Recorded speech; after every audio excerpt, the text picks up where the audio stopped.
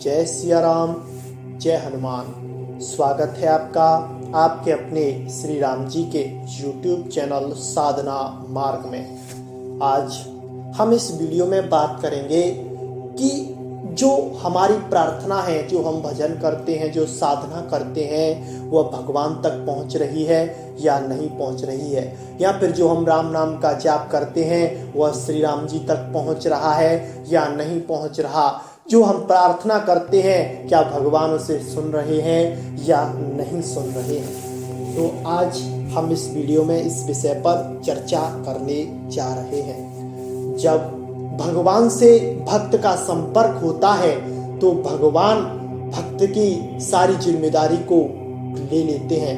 उसके जीवन में जो परेशानियां आती हैं उन परेशानियों को श्री राम जी अपने ऊपर लेकर उनका निवारण कर देते हैं और एक नई सीख, एक नई सोच और एक नया ज्ञान अपने साधक को उस घटना के माध्यम से करा देते हैं। जब हमारी प्रार्थना श्री राम जी तक पहुंचने लग जाती है और श्री राम जी हमारी बातों को सुनते हैं, हमारी प्रार्थना को सुनते हैं, हमारे भजन को स्वीकार करते हैं, हमारे भोग को ग्रहण करते हैं, तो कुछ हमारे साथ अलग ही घटित होने लगता है।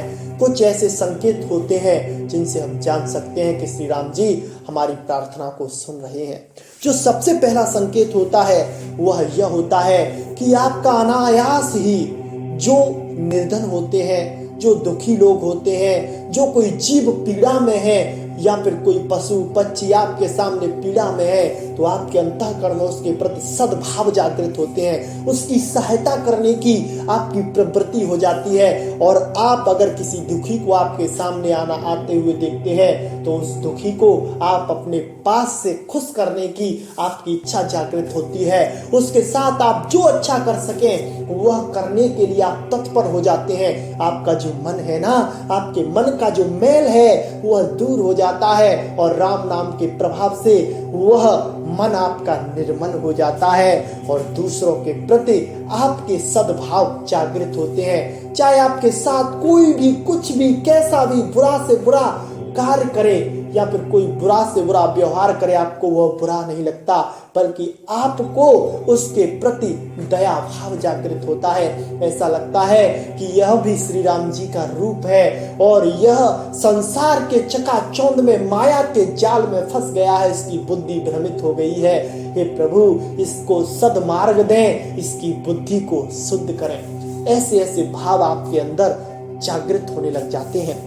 जो दूसरा संकेत प्राप्त होता है वह यह होता है कि आप जब जाप करते हैं तो आपके जाप के समय आप भगवान से बातें कर रहे हैं, उनका जाप कर रहे हैं, तो आपके ठंडे आंसू निकलना शुरू हो जाते हैं।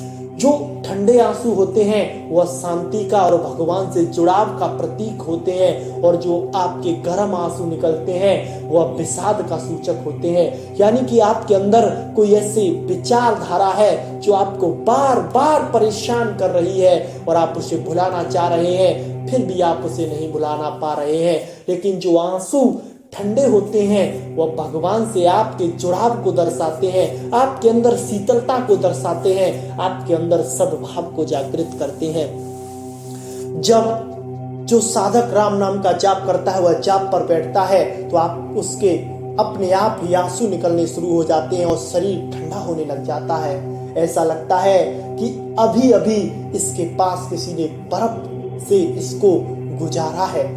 कितनी भी सर्दी पड़ रही हो, कितनी भी आपको गर्मी लग रही हो, गर्मियों के समय में आपका शरीर शीतल हो जाता है और सर्दियों के समय आपका शरीर हल्का गर्माहट आपको महसूस होती है, तो यह संकेत आपको यह दर्शाता है कि श्री राम जी आपके साथ हैं, आपकी सहायता कर रहे हैं और आपकी प्रार्थना को सुन रहे हैं, आपके जो नाम जाप को वह स्वीकार कर रहे हैं। जो तीसरा संकेत होता है वह होता है भजन ध्यान करना।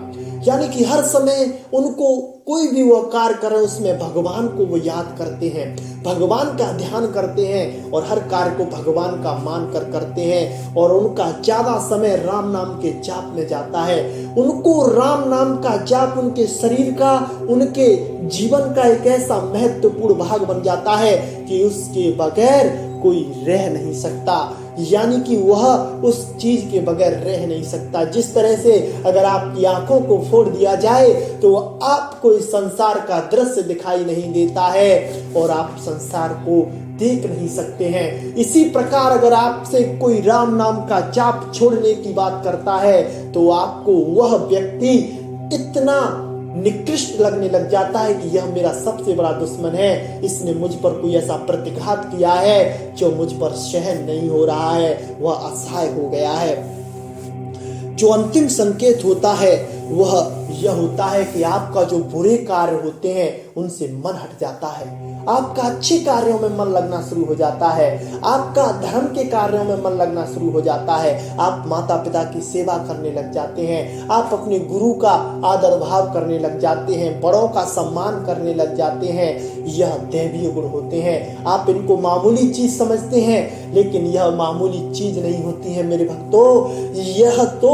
भगवान श्री राम जी की कृपा से आपको दैवीयता प्राप्त होती है, जिससे आपके अंतःकरण में जो मलिनता है वो दूर होती है और आपके अंतःकरण में सद्भाव जागृत होते हैं। बुरे कार्यों से आपका मन हट जाता है, आपके जीवन में एक नया प्रकाश आ जाता है।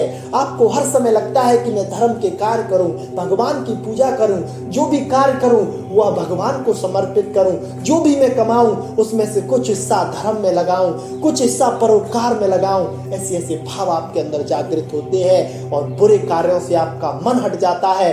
कभी भी आपके अंदर विषय वासना के प्रति कोई भी भाव जागृत नहीं होता है, बस परमात्मा को प्राप्ति का हर समय आपके अंदर भाव जागृत होता है। श्री राम जी की प्राप्ति का आपके अंदर हर समय भाव जागृत हो जाता है।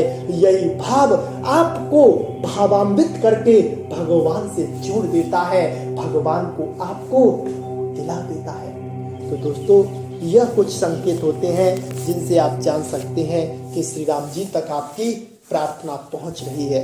तो आज के लिए बस इतना ही। मिलते हैं आपसे बहुत जल्दी एक नई जानकारी के साथ। तब तक के लिए जय सिया राम, जय हनुमान।